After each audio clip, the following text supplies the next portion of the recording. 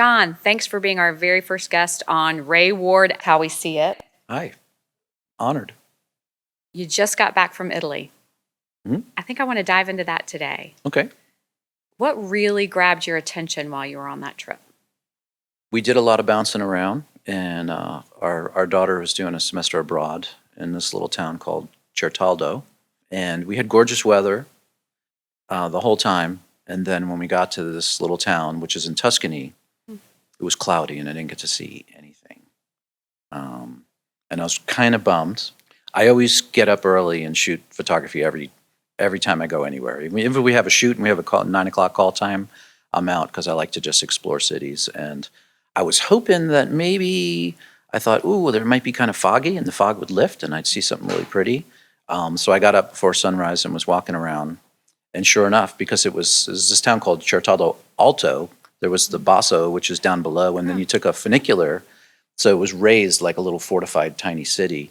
So I got to all of a sudden, there was just this gorgeous fog, and sunrise started to come up, and I was looking out at Tuscany. And when you go to a lot of places, they can get commercialized. We went to the last place supposedly the Virgin Mary lived, and it was like a million tour buses up there around this tiny little. And it was sort of kind of a little spoil. But I was just sitting there for a moment, and I was like, oh my God, this probably is what it looked like 500 years ago. And Tuscany is a famous place. The wines are great. I kind of had this little moment that I didn't expect on vacation at 6:30 in the morning, which was they really stuck to the spirit of their brand. They knew what was magical about it, and they somehow protected it, and we were leaving that day. It was our last day, and on the ride to the airport was like one of the coolest parts of our vacation, because it was just mile after mile of just unspoiled, gorgeous beauty. And you could reach out and, touch the grapes from the famous vineyards just right there. It was so accessible, but everyone just respected the beauty, I guess, and appreciated it. I love that idea, though, of this brand not changing. And sometimes I think brands struggle with staying current, but also maintaining those roots that actually connect to people. Well, yeah. And so the funny thing is I'm on vacation, supposed to be relaxing, and all I could think about was the power of that brand. We kind of talked about it a little bit, brand affinity, and that happened in a nanosecond. We do so much work, and we believe that affinity is built over time. And here it was just in an instant, and I fell in love. I was holding a Hasselblad camera. Great, because I want to talk about that. Yeah, which was really interesting because the affinity for that was something that was built over time, something I always wanted but could never afford. So for those of us who may not be as deep into the photography space as you are, set the stage for your love of photography, and tell us how you arrived at this beautiful Hasselblad that you're going to tell us about. I had a brother that was 10 years older than me, and he got a camera, and I guess it was before my art side sort of kind of started to happen or blossom, and I just loved the idea of capturing images and looking at things differently and looking through a lens. We all look at the world like this from our perspective of our eyes. A Hasselblad camera, they came out in the 50s, was the kind you had to look down into. And that is a different perspective that you don't really look at the world from the ground up. You think about when you were 3 and your dad, you did something wrong, your dad walked in the room. That perspective was really intimidating and much different. And way different. And so it helped you start looking at the world a little differently. And the reason I thought about those two brands was the Hasselblad came out. If you think about that first picture of Earth from the moon, that was taken with this 500 series Hasselblad. You're kidding. I had no idea. Yeah. And so really just, some of the, the most famous photographs that have ever been taken were taken with this camera. But the experience of it in the old camera where you had to, flip up the viewfinder and look down into it and shoot from the hip was a really interesting experience. And, there's so many brands, I think, that through technology and modern days, they might have kept the name, they might have kept the logo, but they completely have changed. The old film cameras, they had this canister where you put your roll of film on and you would snap it on, and if you could always, change rolls out by sliding a piece of metal in, and if you wanted to have some color and then you want to shoot in black and white or whatever. So what they did, though, which was really interesting, the modern Hasselblads, they made the digital back the exact same size as the old camera. So now you could take a camera from 1953 and put your digital back on it, and you could have that same experience. And so the joy and the experience of taking photography and slowing down and doing it like you did in the 50s, you could have that exact same experience. So my experience with that brand was the same experience as the guy in space shooting Earths. So I love that idea. What's the lesson or the insight in there for brands, John? As they're trying to evolve in this really kind of complicated space right now, we might look back on it and go, oh, it wasn't that complicated after all, was it? But it feels sometimes kind of complicated. But what are some of the insights when you talk about quality and craftsmanship, connectivity, relationship with brands, which are all themes that I've kind of heard you touch on this morning? There's certain things that you have to tell people over and over, because each year, all of a sudden, we have a whole new crop of home buyers that are entering the market that so you can't just say something once. You have to keep reminding them, and then also what makes people fall in love with you, what makes you fall in love with the brand, how are you relevant to them, and you have to figure out as technology changes and the way we deliver products and messages, the way we experience them, where we see them changes. You have to kind of stay in stride with that soul of a brand, I think. I want to touch on a few more things about your Italy trip. We have a lovely colleague named Amanda Williams, and she has this idea or point of view that on every trip there is a single perfect day or experience that kind of captures kind of everything you hoped or aspired to in that trip. Yeah. Is there one for you on the Italy trip? Oh, yeah. It was one word, too.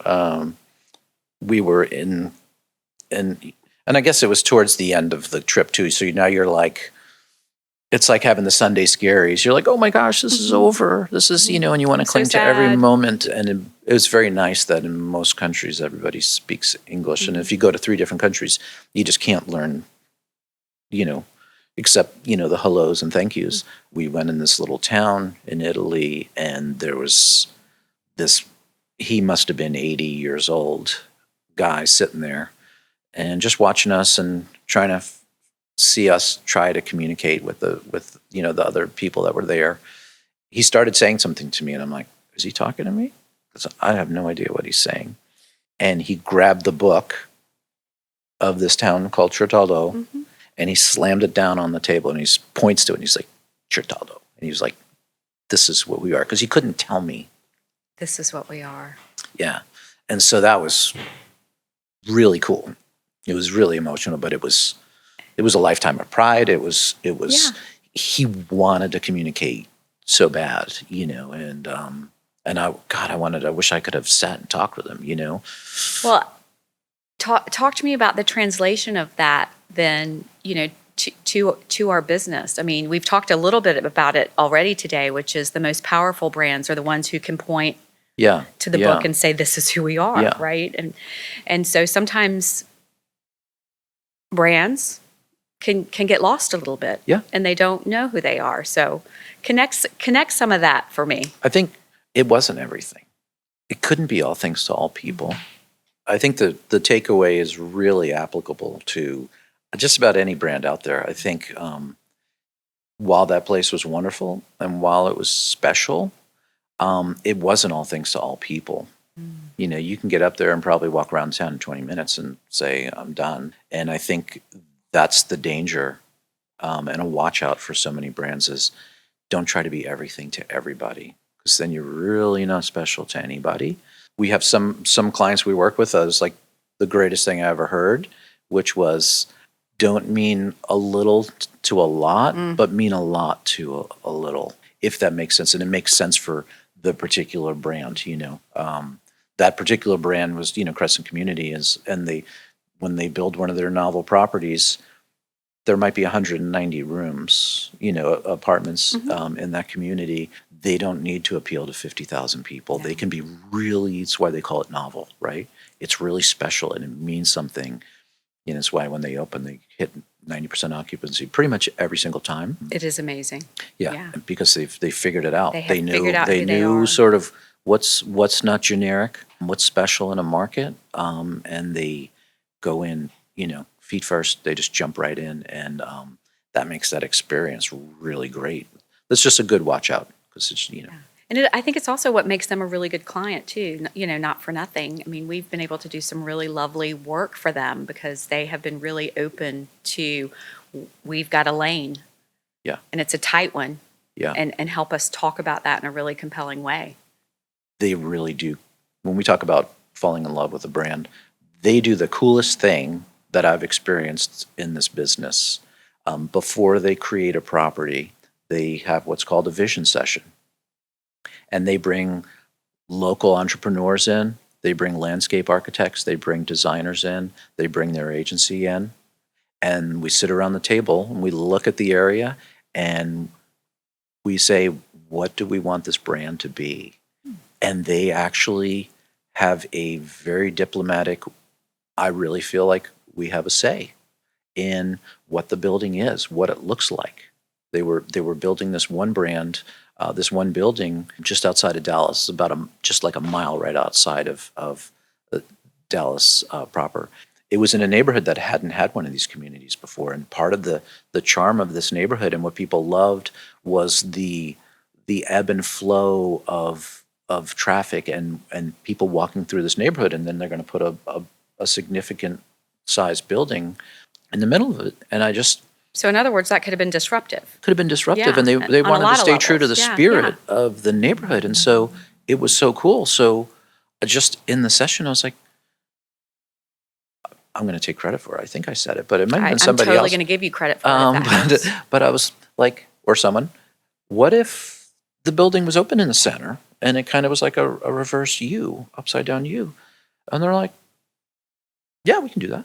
And so there was a part of that building that the neighborhood could walk through. So you could still have this continuity. And there was right, and through the there was a lot neighborhood. of I love craft that. and art. Yeah. They put the pool was on the second or third level of the building, the sort of neighborhood pool, community pool. They made a tile mural in the base of the pool so that the folks that their windows of their homes faced could see this beautiful piece of art, and that was just a really genius way to stay tethered to the spirit of that particular community. So I love that. They're being loyal, like you used the word loyal earlier. They're being loyal to the spirit of that place. They're not just trying to slap something on there and milk it, and and for what it's worth. But I think there have been some other underlying themes to our awesome conversation today, John, which are themes around which we can continue to explore at another time. But themes around curiosity, having a certain level of curiosity in the world, right, yields a different kind of experience. Absolutely, yeah. Loyalty, the willingness to ask interesting questions to try to understand and create that deeper understanding, I think are all parts of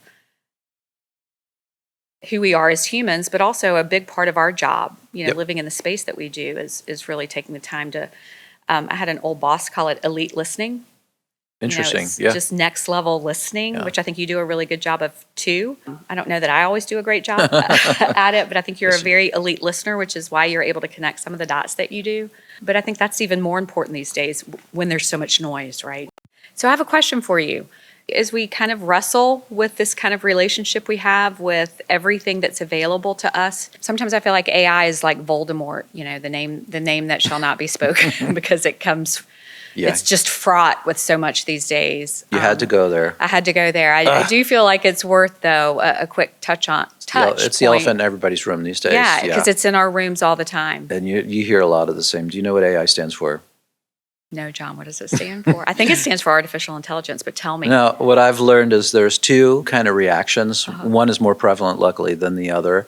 But I was overhearing a conversation between two employees, and what I realized, those two employees, what it meant, one was, ain't interested, and the other one was all in. There was, a perspective, because there was one that thought it was unethical. It was sort of like, is it a gift from God or the work of the devil himself, right? But then the other employee was really interesting, his perspective, because he's all in. And it was, let's say you have a company of 10 people. AI doesn't have to eliminate their jobs. It could be a force multiplier so that those 10 people could do the job of 50. So, John, I want to talk about this amazing story that our esteemed colleague Chris told us about the other day around IKEA. Let's talk about that. Yeah, I think the IKEA example is such a great example. What IKEA learned was that with their customer service calls, that 53% of them could actually be handled by AI, whether it was missing parts or whether it was broken or delivery issues, that 53%. So instead of just eliminating staff and just going, oh, this is great, they looked at what the other 47% calls were about, and they realized it was about design consultation. So instead of eliminating staff, they trained them on being great design consultants. I love that. Which adds a new nuance to a brand that is known about speed and economy to being a thought leader in the design space, and it actually created $1 billion revenue stream that they didn't have before. So it was really amazing of sort of like, you have lemons, you make lemonade, right? They were able to just go, okay, AI, and it's great for this, but here's where the human component comes in, and we could add more value, and it kept jobs. It created more. I love that. And again, I think it touches on some of the themes we've talked about today, John. Themes around curiosity, asking the right questions, doing some elite listening, really exploring, being willing to come up with some ideas that may or may not work, but just continue to kind of get better. I just think that's where it's sort of the ain't interested wouldn't have helped in that situation, and the all in wouldn't have helped in that situation either, because it was really being able to be creative, like you said, be curious, and then look at it and go, what does this do best, and what does he or she do best, and let's maximize both of them. Let's maximize both. Yeah. Awesome. John, you are going to be our first participant with our Wray Ward opinion wheel, also known as WOW. Wow. Yeah, we're going to try this out, so we want to know your opinion, but we're going to bring it over. You're going to give it a hard spin. A little nervous. Yeah, nothing to be nervous about. You will not be surprised to know that our very own Happy Carter. He can do anything. He really can do anything. I'm wondering if we forced him on this I feel like I'm going to win a new car. Okay, what's it going to be? Okay, John, something that you're paying attention to these days that may have, fallen out of favor or rotated out, like, an old Kodak Brownie camera, but, still slaps in some ways, still has relevance, still has meaning. Does anything pop in your head? We touched on this before, yeah? But I still think it's products that have some kind of classic quality to them. I think we're seeing a resurgence of that. It's really exciting. I love that my kids are playing vinyl albums and collecting them. I think it's really cool. If you remember when you were a kid and you bought an album, you sat there and you stared at it and you listened to the words, and then there's so much artistry and magic that goes into writing lyrics, and you get to appreciate the songs, and you don't get to do that when you can just have access to 100,000 of them, and you don't, how many of us, and I am guilty, sing the wrong words, all the time. It's kind of comic. There's a bathroom on the right, That's not the words, but I think that still slaps for sure. To your point, there was an experience to the vinyl, right? There was the album cover, there were the liner notes, there was when you pulled it out and it was in its jacket. Did the jacket have something on it that I need to pay attention to? Yeah. There was just to your point, this physicality of holding it in your hands before you kind of dropped it on the turntable. Yeah, and Yeah. I'm in a band, so we play songs and cover songs, and you would be surprised, like even iTunes, they serve up the wrong lyrics to the songs No because they way. sound that's kind of with voice recognition. And so, yeah, there is something special with sitting there and reading along with a song and listening to it. Well, I want to wrap with one last question that we're going to be asking all of our guests on Okay. Wray Ward's How We See It, which Lots is, of surprises today. what are you into right now that has nothing to do with work? I'm into a lot of things. My wife calls me Hobby Harry.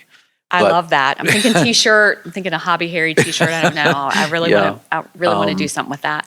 You know, the Eleanor Roosevelt, do something every day that scares you. Do one thing that scares you. I never performed solo before. I never performed musically until a couple of years ago. Hadn't never done it in my life. So I could walk and talk to 2,000 people about what we do for a living because I've been doing it for so long. To perform solo was scary for sure. And you did it. Did it, yeah. And what were some it- takeaways from that? Just believe in yourself.